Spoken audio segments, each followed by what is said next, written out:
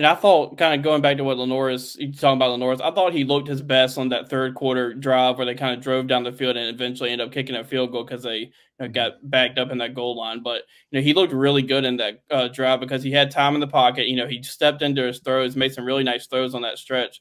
I mean, even that ball to Nick Harbor down the sideline, Harbor couldn't get a foot in, but I thought that he looked really comfortable in that drive, and I don't think that was consistent the whole night. And I thought, Rocket had his moments too, but a lot of times he was dodging guys in the background or in the backfield. But, I think I can't remember what his yards was after contact, but it was something crazy. But, I thought he looked I thought Rocket looked really good in the time he was on the field. I'll take it from there. I really think that Rocket's the best running back the Gamecocks have had over the last 4 or 5 years, in my opinion. I mean, Kevin Harris had a good run, but Rocket made a lot happen. He had 88, 90 total yards, something like that. Probably could have had more. I thought that, he was a guy that was just a couple missed tackles away from breaking off some 40-yard runs. I was impressed with Rocket.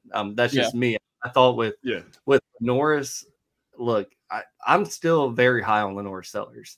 I don't think that you can judge any quarterback based on, their first game when it's a game like that. I remember at the rain delay or whatever, it was like just into the second quarter. But LaNorris had -3 yards passing on 1 of 5 pass attempts, and he had 11 rushes for 45 yards. Like, I can guarantee you, I don't know what happened. That was not the game plan for LaNorris to be running on 60% of plays he was involved in. Not the game plan.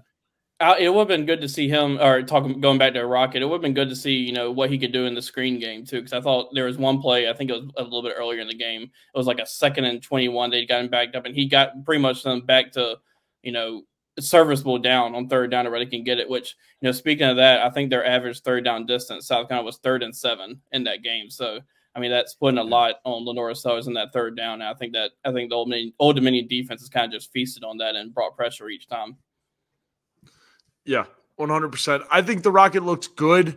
He's certainly not the Rocket of 2022, which we kind of expected, right? It's going to be really hard for him to replicate that.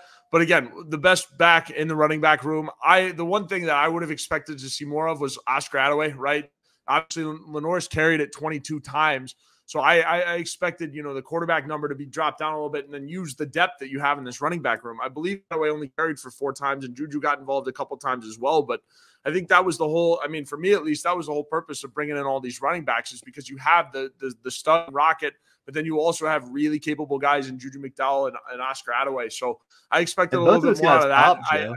In my opinion. Yeah. I thought Attaway popped on that first carry he got where he busted out to the right, and he looked like he did on my college football 25 game. He looked fast and athletic. And then Juju, I thought, was great in the punt return game, kick return. I thought he's going to make some things happen. Maybe not take one to the house, but he looked like a big pop in that special teams. I think that, I don't know, man. Like, you get to the point where there's a little bit of just working through it with the coaches and the players. And you had a weird situation with that rain delay. That was the weirdest rain delay I've ever been a part of, because, I mean, we left the stadium and it was perfect. And then you come back, and that was right after Juju had a really big run.